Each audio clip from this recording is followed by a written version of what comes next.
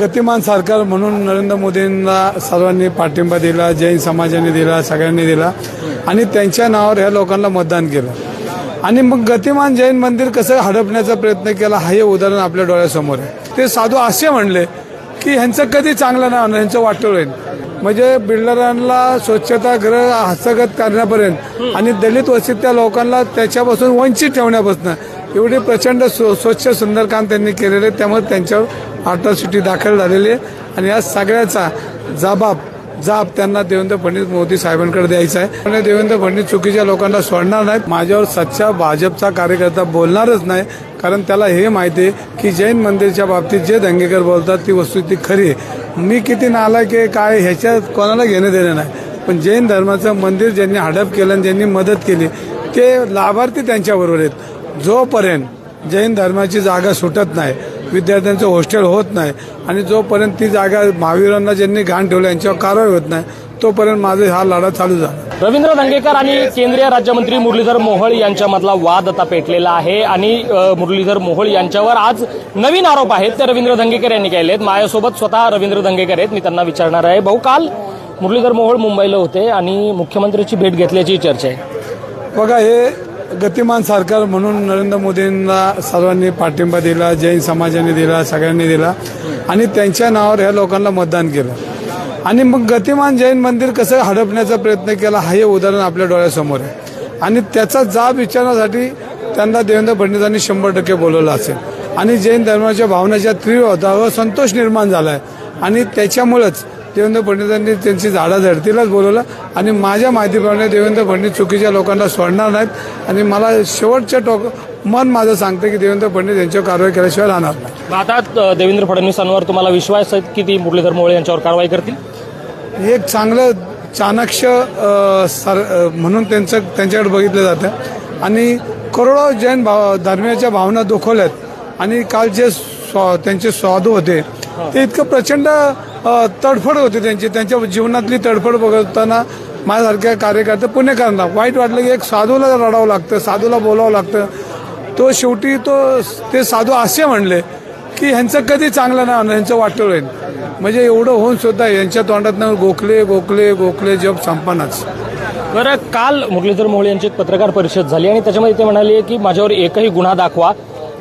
रवींद्र धंगेकर यांनी कोथरूडमधली एक जमीन हडप केली, जामीन न घेताच पळाले, नक्की काय आहे? आणि आज तुम्ही त्यांच्या प्रतिज्ञापत्राची एक प्रत ट्विट केलेली आहे। माझं प्रतिज्ञापत्र आणि त्यांचं प्रतिज्ञापत्र आम्ही दोघांनीच लिहिलंय आणि दोघांनीच सहाय्य केल्यात। माझ्यावर जे जे गुन्हे आहेत ना ते जे बोलतात तो गुन्हा असेल तर ते म्हणून त्यांनी माझ्या प्रतिज्ञापत्रावर माझ्यावर कारवाई करावी, नाहीतर त्यांच्यावर जे गुन्हे आहेत अट्रॉसिटीपासून जे आहेत गुन्हे म्हणजे बिल्डरांना स्वच्छतागृह हस्तगत करण्यापर्यंत आणि दलित वस्तीतल्या लोकांना त्याच्यापासून वंचित ठेवण्यापासून एवढी प्रचंड स्वच्छ सुंदर काम त्यांनी केलेले आहे। त्यामुळे त्यांच्यावर अट्रॉसिटी दाखल झालेली आहे आणि या सगळ्याचा जाब त्यांना देवेंद्र फडणवीस मोदी साहेबांकडे द्यायचा आहे।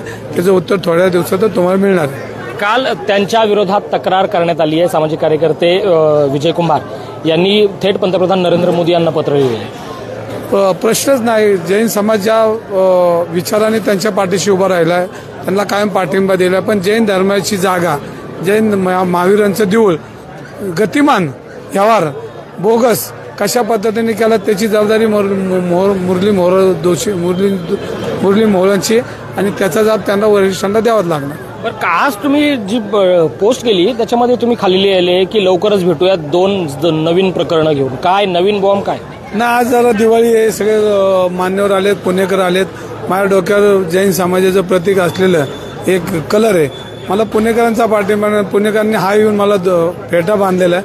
याचा अर्थ की आता मला लढायचं आहे, पण ते काय जैन समाज बोलणार नाही पण कृतीतून करून दाखवतील। अनेक जैन समाजाचे इथं मान्यवर मला येऊन भेटतात, दिवाळी फराळाचा माझ्याबरोबर आनंद घेतात आणि त्यांनी मला आता फेटाच बांधला की आता तुम्ही लढा। किती प्रकरण आहेत? आता 2 प्रकरणं तुम्ही अजून काढणार आहेत? जोपर्यंत जैन धर्माची जागा सुटत नाही, विद्यार्थ्यांचं हॉस्टेल होत नाही आणि जोपर्यंत ती जागा महावीरांना ज्यांनी घाण ठेवलं यांच्यावर कारवाई होत नाही तोपर्यंत माझा हा लढा चालू झाला। म्हणजे आता तुम्ही जे म्हणला तसे 2 प्रकरणं काढणार आहेत जमीन हडपण्याची, ते कुठले? ते सगळे तुम्हाला आता दिसत ना। आजचा जरा दिवाळीचा सण आहे, सगळे पुणेकर आलेत, गुन्हा गोविंदाने आपलं चहा पाणी घेणार आहेत, फराळ करणार आहेत, मग उद्यापासून पण आपले चालूच होणार आहे। उद्याचे ट्विट बघत राहा काय होणार आहे. बरं, आता हे सगळं होत असताना संपूर्ण भारतीय जनता पक्ष मुरलीधर मोहोळ यांच्या पाठीमागे उभा असताना पाहायला मिळतोय. कसब्याचे आमदार हेमंत रासने यांनी सुद्धा एक पोस्ट केलेली आहे आणि त्यामध्ये तुमच्यावर टीका केलेली त्यांनी. आता ह्यांचे आर्थिक व्यवहार काय हे तुम्हाला 2 दिवसांनी कारण मी सांगितलं आणि याच्यामध्ये पुणेकर काय बोलतात हे मी तुम्हाला सांगणार. परंतु जे लाभार्थी आहेत, आता कोणाला तिकीट पाहिजे, कोण तिकिटाच्या रेसमध्ये कोणी प्रवेश घेतलाय, हे लाभार्थी आता माझ्यावर बोलतात. माझ्यावर सच्चा भाजपचा कार्यकर्ता बोलणारच नाही, कारण त्याला हे माहिती आहे की जैन मंदिरच्या बाबतीत जे दंगेकर बोलतात ती वस्तुस्थिती खरी आहे. मी किती नालायक आहे काय ह्याच्यात कोणाला घेणं देणं नाही, पण जैन धर्माचं मंदिर ज्यांनी हडप केलं आणि ज्यांनी मदत केली ते लाभार्थी त्यांच्याबरोबर आहेत आणि जे माझ्या बाजूने ते कधी तुम्हाला कुठल्या सोशल मीडियाला माझ्याविरोधात बोलताना दिसणार नाही. हे होते शिवसेनेचे महानगर प्रमुख रवींद्र धंगेकर. काल मुरलीधर मोहोळ यांनी मुंबईमध्ये जाऊन मुख्यमंत्री देवेंद्र फडणवीस यांची भेट घेतली. त्या भेटीमध्ये देवेंद्र फडणवीस यांनी मुरलीधर मोहोळ यांना झापलंच असेल, कारण देवेंद्र फडणवीस यांच्यावर मला विश्वास असल्याचं त्यांनी सांगितलंय. एकीकडे मुरलीधर मोहोळ यांच्यावर टीका करताना दुसरीकडे रवींद्र धंगेकर यांनी मुख्यमंत्री देवेंद्र फडणवीस यांच्यावर स्तुतीसुमनं उधळलेली. Abhijit Darade, Maharashtra Times online, Pune.